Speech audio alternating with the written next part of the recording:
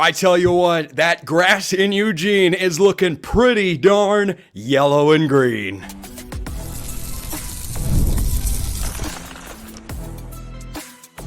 You are Locked On Ducks, your daily podcast on the Oregon Ducks, part of the Locked On Podcast Network, your team every day. You are not dreaming. That really happened. Yes, it is that time for a reaction episode of Locked On Ducks. I'm your host, Spencer McLaughlin. I've been in a suit for almost 10 hours. I'm sweating bullets, and everybody was during that game. Thanks for making this your first listen or your first view post Oregon beating Ohio State. Welcome to the Big Ten. Indeed. This episode brought to you by our friends over at FanDuel. Place your first $5 bet. You'll get started with $200 in bonus bets guaranteed. Visit FanDuel.com to get started. My food today has consisted of pizza and tacos, and yet I feel like I'm going to lose weight because I am still just buzzing. Dan Lanning has his biggest, most impactful win yet as Oregon's head coach, and it comes in what was billed by many, including Jay Stevens of Locked On Buckeyes on this show, and others as the game of the year. And we weren't the only ones saying that. It lives up to the hype, and instead of the heartbreak of last year, Oregon finds a way to win the football game. I'm going to get to everything that happened in this game, every decision, every moment, every play. Like, it was just a beautiful spectacle. And if you wanted a moment to show the rest of the Big Ten Conference, by the way, we're not messing around over here, that was it. That was it right there. That was college football at its best. Most attended game in Autzen Stadium history. Oregon does not win that football game if they're not at home and if the crowd wasn't as absolutely outstanding. If you were there, thank you for listening to or watching this show. And as a Duck fan, thank you for making that place incredibly loud.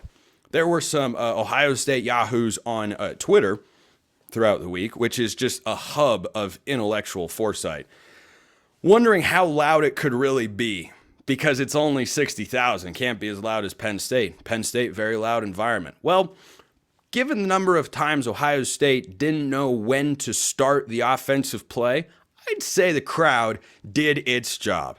But I want to talk about that man, Dan Lanning, who was a part of this beautiful showcase for Oregon football from start to finish today. Game day was awesome. Lanning was amazing. How about Dan the family man, and how about Dan the coaching man winning that football game? Absolutely incredible. Anyone who's ever said Lanning hasn't won a big game, what are you going to say now? He hasn't won a national championship? Okay. Fine, fire away. Any Duck fans out there, and I've encountered them many times before, Lanning's got to win more big games. Is that big enough for you? Is that big enough for you? Because, boy, that was big. It looked big. It felt big. It was big, and it's going to continue to be a massive statement win for Oregon. Do they go to number one in the AP poll? I don't know. They're the favorites to win the Big Ten after this game. Might be seeing Ohio State again. And let's give full credit to Ohio State. That's a really good football team. A really good football team. And that was a heck of a game. And most of the Ohio State fans that I interacted with on my show, whether online or in the YouTube comments, were saying, hey, let's just play a great football game. Good luck. I think my team's going to win. You think your team is going to win. I salute you, Ohio State. That was a heck of a football game. And I don't think the Buckeyes are going to lose another one this season. I think this has every bit the same feel as Oregon-Washington last year, where you watch those teams play and you go, yeah, those are the two best teams in the conference right there. Those teams can both go to the playoff. Those teams can both win a national championship. And more, perhaps than anything else, on a statement of the Big Ten, that's what Oregon confirmed tonight, is that they can play with anybody in the country. Does anyone look untouchable? I don't think Texas has played a great team yet. They've played a couple of decent or good teams, and they've blown them out. Texas is really good. They play Georgia next week. Let's see how that goes. But this national championship picture is as wide open as it has ever been. There are a lot of really good teams, and Oregon just reminded everybody tonight on the same field where Idaho took them to the brink that they are one of those teams, that they can win the national championship, that they deserve the hype they got coming into this season. That was a phenomenal football game. Was it perfect for Oregon? No. And that might be what makes me feel the best about it. Yes, Oregon was at home, and if they're on the road, they probably don't get it done, but that's a moot point to make since they weren't playing in Columbus. But Oregon was sloppy, and I will get to the black and white stripes later. We'll get to them later because I have many thoughts, but let's start with everything good and great and wonderful about this game. The beauty of sports is that when your team loses a heartbreaker, you remember. But you go through those moments for days like this.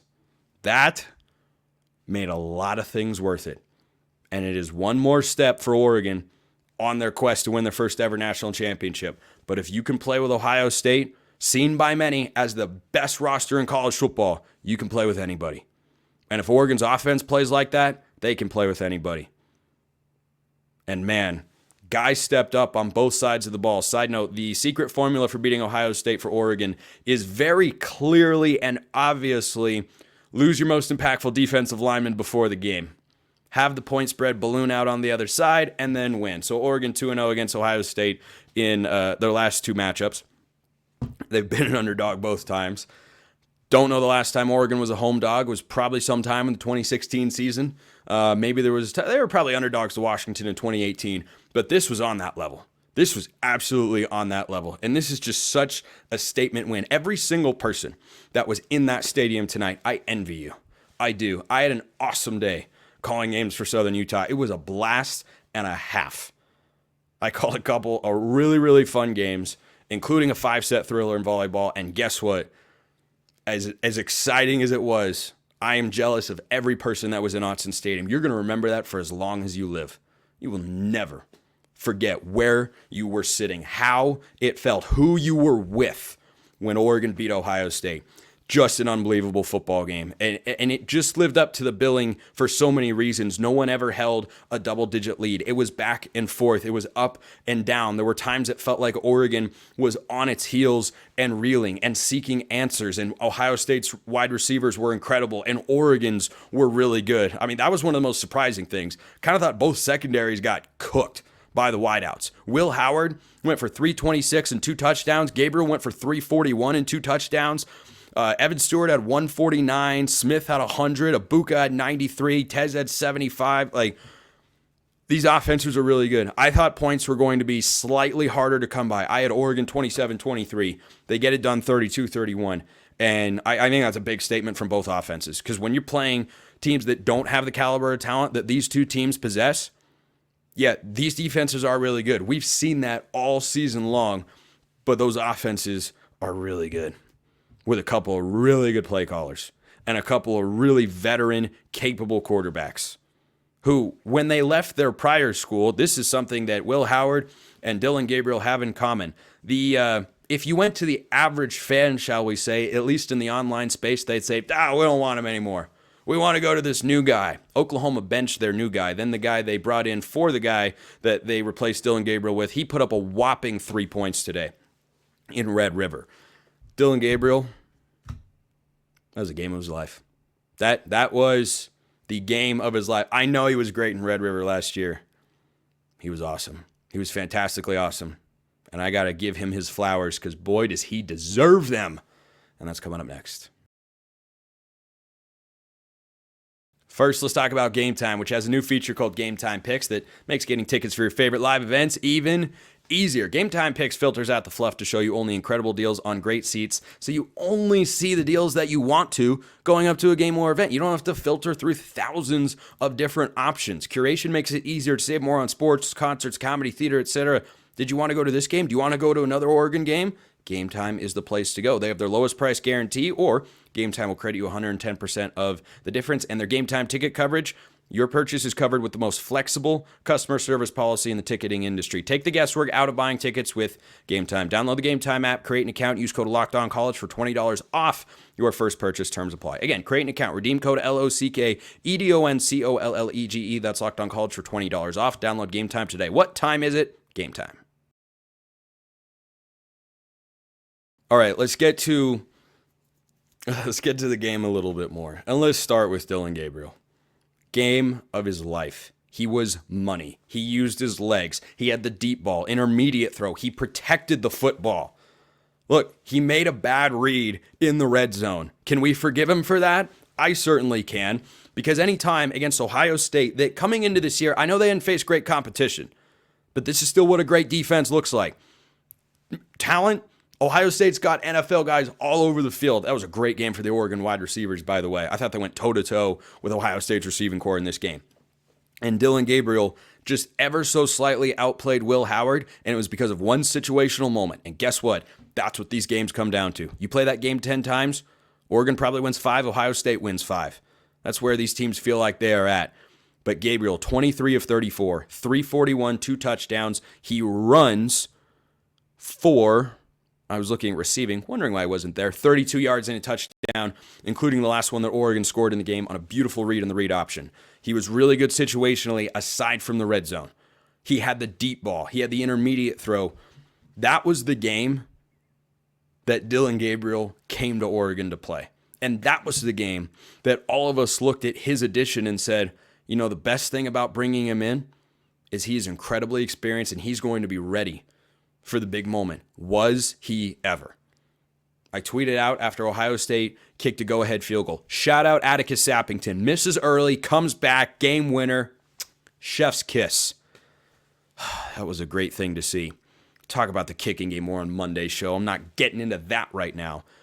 But Dillon Gabriel on the field, 5-6 minutes to go, down by 2, got to get the team down the field, and he marches them straight down. And Evan Stewart draws a pass interference. Thank goodness the refs didn't miss that. And I am so happy for that guy.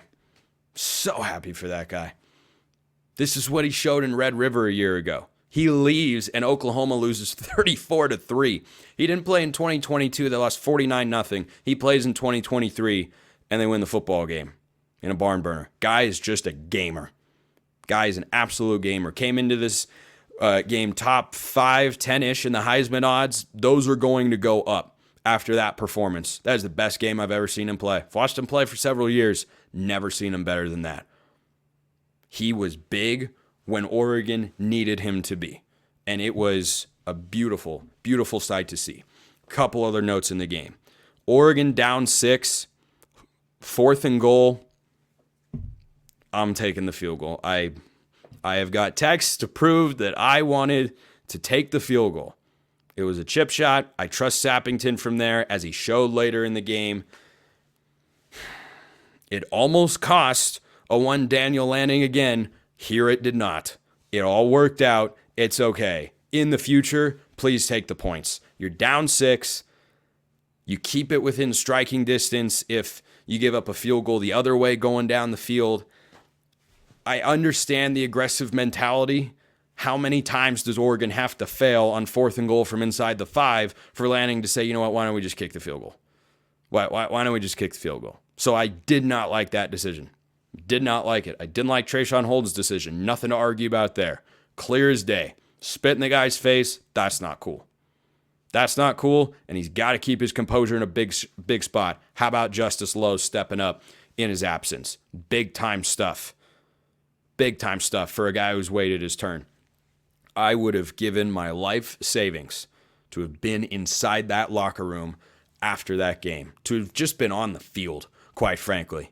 That was worthy of a field rush, and you could see it in Dan Lanning's post-game interview. That meant everything to him. And Oregon's a 6-0 football team. But back to decisions in the game and different key moments. The defense, boy, had me mentally on my heels on that final drive. Sappington hits the field goal. I did not object to the third and goal play call. People like play calls when they work. And look, the 4th and goal play call that where I wanted Oregon to kick the field goal, yep, Tez Johnson's wide open. Gabriel makes a bad read. Bo made him last year as well. But it turns out that even if you call the right play, doesn't mean it's going to be executed correctly. But Tez has nobody around him. And Gabriel missed him, but he came back because that guy is tough as nails. But the defense came up with a stop when they needed it. And 100%, I don't want to hear a word. I don't want one single, if you are an Ohio State fan and you have dropped a comment below complaining about the offensive pass interference, that comment is immediately, you're done. You're done. Off the channel. Nope, don't want to hear it. Don't want to hear it. Maybe I'll be able to hear it on Monday. Don't want to hear it tonight. I don't want to hear a single Ohio State comment about officiating and how could you call offensive pass interference. I don't know. He clocked him in the face. He runs to the top of the route. He pushes off and he whacks him and he creates 6 yards of separation. Gee, it looked like offensive pass interference because it was. That was 100% the correct call. And then 12 men on the field. All right, a little sloppy there. But Jabbar Muhammad, when they had 12 on the field, clean swat. And, you know, I obviously cover the Ducks on this show all year round. And there's something for me, and I'm sure my everydayers out there feel this as well, that is intensely gratifying to see guys who you look at on paper and talk about all year 7 ways from Sunday. Like Jabbar Muhammad and say, yeah, he's got to be Oregon's number 1 quarter. Yeah, he's got to do this. He can make these sorts of plays. But until you actually see him do it, it's all just theoretical. And then he goes out in that moment. Yep, there were 12 men on the field. It was a 1v1. Howard threw a deep shot. And if that pass is completed, Ohio State's going to have a look at a field goal to win the game. And then the defensive line, just enough havoc. And Will Howard, a veteran quarterback himself, he makes a mistake. It turns out that happens, even with veteran quarterbacks. Dillon Gabriel, 4th and goal, made a mistake. Will Howard, end of the game, 6 seconds, made a mistake. I don't think Ryan Day handled that clock perfectly. Guess what? Not my problem. That's for Jay Stevens of Locked On Buckeyes to talk about, who I thought was fantastic this week. And, we all know what he's feeling over there. But is there any sympathy? Nope. Oregon went out, won the football game. And man, I knew that there was no way either team was going to run away with this. I never felt that in the game. Even though it felt like Ohio State had control for long stretches, it never felt to me like they're going to run away with it. Like Oregon wasn't going to have a counter punch. I mean, I was thoroughly impressed.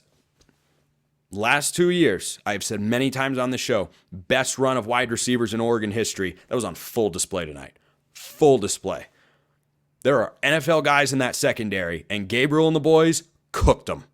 Absolutely cooked them. No other way around it. And yeah, Oregon's defensive backs, they got beat plenty in this game. But Evan Stewart, best game as a Duck. 7 for 149 and a touchdown. Tez started slow, 7 for 75 and a touchdown. T-Ford can't find his way into the end zone, but that guy's making big plays all over the place. Love the play call from Will Stein on 4th and 1. And because I know fans love to hear me talk about play calling, I'll share my thoughts.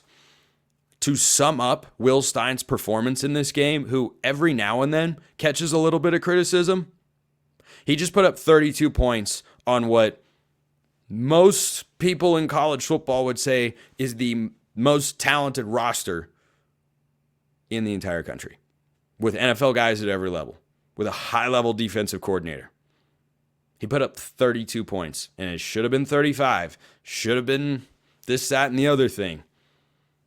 The missed PAT, boy, that was almost returned for 2. That was almost a disaster. Almost an absolute disaster. And one of my keys going into this game, don't have a special teams disaster. Well, they had 2. Then Lanning goes to chase points instead of just kicking the extra point, a point at the end. I mean, you can second guess a number of decisions. Here's where you can't second guess. Your excitement that Oregon won this football game. Ducks are 6-0. 6-0. Gabriel, Lanning, game of their lives. I still have more to talk to. I feel like I could go for 2 hours. I'm not going to, but I'm going to at least go for 6 to 10 more minutes. We'll just see how that goes. Do I have thoughts on the absolute expletive at the start of the game? Yes, I do. And I'm still mad about it, even though Oregon won. That's coming up next. After we get to FanDuel, I finally got an Oregon spread right. How about that? They were plus 3.5 by the time this game closed. So obviously by winning, they cover. Even if Sappington had missed the field goal, they still would have covered. Hooray! NFL fans, you can start the season with a big return on FanDuel, America's #1 sportsbook. When you get a hunch in the middle of the game, you can check out the latest stats, view live play-by-play, and so much more on the same page where you place your bets. You'll get started with $200 in bonus bets guaranteed when you place your first $5 bet. Did you want to have some action on this game? Did you want to have some action in other games across the land? It was a ridiculous, drunk as can be in the best possible way, day of college football. Illinois beat Purdue 50-49. Can you imagine having some money on that? LSU converted a 4th down to storm back and beat Ole Miss in overtime. Could you imagine having something on that? Well, you can if you go check them out at FanDuel.com. I have said for many months at this point, we have to stop expecting officials to be competent. They are not. And maybe the most impressive part of this win for Oregon is that they were spotted 7 points down thanks to, I have to pick my words, this is a G-rated show. This is a G-rated show. I'm going to keep it that way. But those guys, incompetent. How in the world did we get a booth-initiated review on Evan Stewart tiptoeing the sideline quicker than when Jeffrey Bassa comes out with the football to begin the game? So Oregon gets a terrible break. A terrible break. That is unacceptable. And this is where I get so frustrated that there's no public accountability for officials. They get to just go run home and hide, collect a paycheck, go home, whatever. They don't deserve a paycheck for that crap. That was a bunch of absolute BS. And it was some Pac-12 official level incompetence. Does Dan Lanning need to call a timeout or throw the challenge flag? 100%. 100%. You see your guy come up with the football, call a timeout and ask why. Give the officials time, but they shouldn't have needed the time. The official looks at what happens right in front of his face, blows the call, and then there's no review that comes down, and Ohio State gets a touchdown out of it. If Oregon had lost the game, which easily could have happened, thankfully it didn't. That might have been the first thing I talk about is, Oregon's going to be fine because Ohio State got spotted 7 points they didn't deserve. Jeffrey Bassa had an interception. Quite literally. It's there on replay. I don't understand what the clowns up in the replay booth are doing. What are they paid? What are you doing here? What would you say it is you do here if not to figure out how to get a call right on the field? I have seen far less controversial things. When I call Southern Utah games, the replay guys are right next to us. They can call down way before Ohio State has the time to run up to the line deep down the field because it was like a 20-yard pass play and snap the football. And they can do it based on far less information that there could be cause for a review. Your job is to get it right, and they failed in that task. They absolutely failed. And that is incredibly frustrating. And I hope that there is a message sent to the head of league officiating, which will take place behind the scenes, and there will be no accountability. I struggle with all of that stuff. It's so incredibly frustrating. I do not regularly fault officials or get as upset about missed calls. It's, can you get the elephants right? And they didn't. That was just absolutely horrible. Absolutely horrible. And still infuriating, even though Oregon won the football game. And if Oregon had lost, I don't think I would sleep tonight.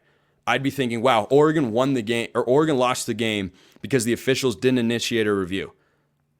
It's one thing to go to a replay review and call it wrong on the field. It's another to call it wrong on the field initially. But to not even go and look at it and then it gets shown on TV, pathetic. Absolutely pathetic. And I hope somebody at the head of officiating has the gall to go to those replay officials and say, you guys messed up. Don't let that happen again. Don't let that happen again, because that's so bad. Like, what are you doing there? It's just, oh my gosh, it's the craziest thing that we're all watching at home. We're like, oh, he intercepted the ball. Cool. What's happening here? Yeah, Dan Lanning should call a timeout. You can come with that criticism. That's fine. That's fine. That's a fair thing to lobby at the Oregon head coach. You cannot do that and be intellectually honest without saying that should have had a booth-initiated review. Without question. Anytime somebody else comes up with the football, you should take a look. Anytime it's close, they initiate a review to take a look. The Evan Stewart, like, oh my gosh, it was so bad. It was so bad. But, they're all nameless, faceless guys who shouldn't be held publicly accountable because we'll just keep pretending that they're a bunch of 5-year-old children who need to be protected from the harsh realities of life. Dan Lanning's accountable when he loses a football game. Players are accountable when they lose a football game. They have to talk to the media. I'm accountable if I say something wrong on this particular show. I've got to get it right. I'm responsible for everything that gets said on this show. But officials, no, let's just give them the kid gloves treatment. Absolutely absurd. I can't stand that crap. And not everybody likes long rants about officiating. Fine. You could have turned it off by now. I don't care. But every Oregon fan watching or listening knows that was a bunch of crap. But here's the point that I should have gotten to sooner in this rant. I'm just all worked up about it. The fact that Oregon overcame that to win the football game, that tells me something about this Oregon team. And that's that they know what they can accomplish this year. And that's winning a national championship. And they know that they can play with anybody in the country. And it takes a lot to overcome that moment. Jeffrey Boston knows he intercepted the football. Go watch the replay. Ohio State tight end never caught it, and yet he gets credit for a catch. Every Oregon player and fan and coach and supports that. Everyone's seen it by now. But guess what? They focused on the next play. They went to the next one. And yeah, gave up a touchdown there, but they didn't fold. They did the exact opposite. They dug deep, trailing 14-6. They did not roll over. They came back and they threw counterpunch after counterpunch, and I loved seeing that. I was not angry at Ohio State because, as I said, I've liked my interactions with Buckeye fans. I think they're, for the most part, a great fan base. You can find bad eggs in every fan base. That includes Oregon's, by the way, particularly if you spend a lot of time online. I respect Ohio State as a program. I think Ryan Day's a really good coach. I think he's got a really good team. I think these teams could meet again in Indianapolis later this year. That's what it looks like. That's what it feels like. But that was a heck of a football game. Even more so because Oregon had to have that gut check early where they had to just flush it, move on, play the best they could. They led by 1 at the half. They led by 1 when the clock hit 0. How about it? Let's end it there. My goodness. Was that a bigger win than Washington in 2018?